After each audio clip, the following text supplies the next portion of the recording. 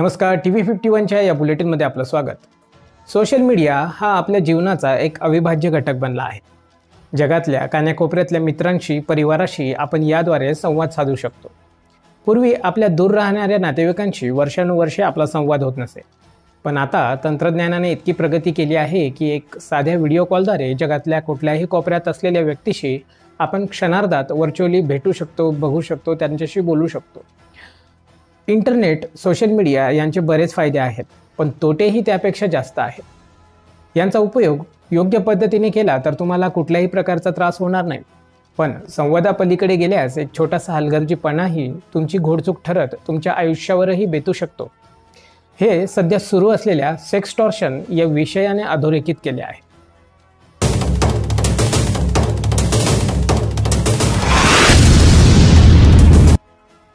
Extortion तर ऐकलंय, आता हे सेक्सटॉर्शन नेमकं काय आहे?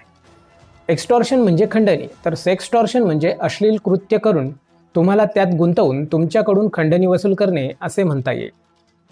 हल्ली 4-5 वर्षांच्या मुलापासून तर 80 वर्षाच्या वृद्धांपर्यंत सर्वच जण स्मार्टफोन वापरायला लागलेत. त्यापैकी बऱ्याच जणांना इंटरनेटही चांगल्यापैकी हाताळायला यायला लागले आहे. व्हॉट्सॲप, फेसबुक, इंस्टाग्राम हे तर अगदी सोपे माध्यम असून त्यात आपल्या नातलगांशी, मित्रमैत्रिणींशी संवाद साधायला जणू एक जादूची कांडीच आपल्या हातात मिळाली आहे. व्हॉट्सॲप तसेच इतर बऱ्याचशा ॲप व साईट्सवर व्हिडिओ कॉलची सुविधाही मोफत उपलब्ध करून देण्यात आली आहे. असा स्मार्टफोन वापरकर्ता कोणीच नसेल ज्याचा व्हॉट्सॲपवर दिवसभरात आपल्या नातेवाईक, मित्रांशी एकदाही संवाद होत नाही. त्याचबरोबर इतर सोशल मीडिया रील्स, व्हिडिओज बघण्यातही अनेकांचा खूप मोठा वेळ सोशल मीडियावर जात असतो. परंतु पाहिजे तेवढी विचारक्षमता किंवा निर्णयक्षमता म्हणा प्रत्येकाच्या अंगी असतेच असे नाही. बऱ्याच वेळा भावनिक होऊन काही चुकीचे निर्णय घेतले जातात. नंतर त्याचा परिपाक त्यांना होणाऱ्या प्रचंड मानसिक व आर्थिक त्रासामध्ये होतो.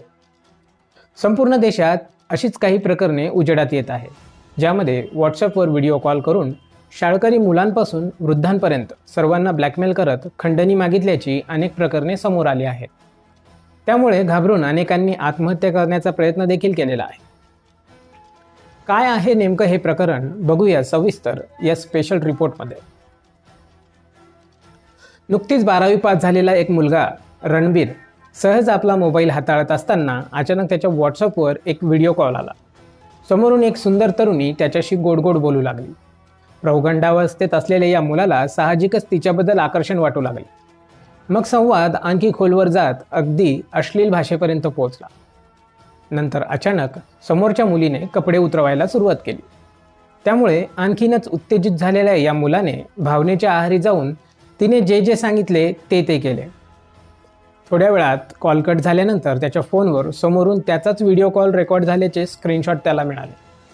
हे बघून त्याची पायाखालची जमीनच सरकली. तो प्रचंड तणावाखाली आला. घाबरून त्याने स्वतःला त्याच्या रूममध्ये कोंडून घेतले. समोरून फोन येऊ लागले व त्याच्याकडे खंडणीची मागणी करू लागले. समोरच्यांनी सदर व्हिडिओ सोशल मीडियावर अपलोड करून बदनामी करण्याची धमकी त्याला दिली. त्यामुळे तो प्रचंड घाबरला. त्याने त्याच्याजवळ असलेल्या फोनपेमधील 3,000 रुपये समोरच्याला ट्रान्सफर केले. ते केल्यानंतरही समोरची व्यक्ती पुन्हा त्याच्याकडे 5,000 रुपयांची मागणी करू लागली आणि फक्त 15 मिनिटाचा वेळ दिला. परंतु आधीच घाबरलेल्या आणि जवळ पैसे नसलेल्या रणबीरने अत्यंत तणावग्रस्त होऊन आत्महत्येचा विचार केला. तिकडून फोन, मेसेज येतच होते. काय करावे त्याला सुचेना. त्यात ही गोष्ट अशी होती की ती कोणाला सांगता येईना. परंतु स्वतःला सावरत त्याने त्याच्या एका मित्राला फोन केला. त्या मित्राने ही गोष्ट त्याच्या मामाला कळवली. नंतर मामाने त्याला समजावत न घाबरण्याचा सल्ला दिल्यामुळे त्याच्या जीवात जीव आला. दुसरीकडे बराच वेळ झाला तरी तो बाहेर येईना म्हणून त्याच्या आईवडिलांनी त्याला हाका मारल्या, पण आतून काही प्रतिसाद येत नव्हता. आईवडील घाबरले. त्यांनी आजूबाजूच्या लोकांनाही गोळा केले, पण तरीही तो दार उघडेना आणि प्रतिसादही देईना. शेवटी त्याच्या मित्राने व त्याच्या मामाने त्याला भावनिक साथ घालत दरवाजा उघडायला लावला. त्याने दरवाजा उघडला व घडलेली सर्व हकीकत आईवडिलांना सांगितली. आईवडिलांनीही त्याला समजून घेतले. रणबीरनेही पुन्हा असे काही कृत्य होणार नाही याची हमी आईवडिलांना दिली. जर रणबीरला त्या मिनिटाला त्याच्या मित्राची आठवण आली नसती आणि त्याचे व त्याच्या मामाचे बोलणे झाले नसते तर कदाचित खूप मोठा अनर्थ पुढे घडला असता. एक ना अनेक अशी अनेक प्रकरणे आहेत. अगदी 12-15 वर्षाच्या मुलापासून ते 80-90 वर्षाच्या म्हाताऱ्यालाही अशा प्रकारचे कॉल्स आलेत.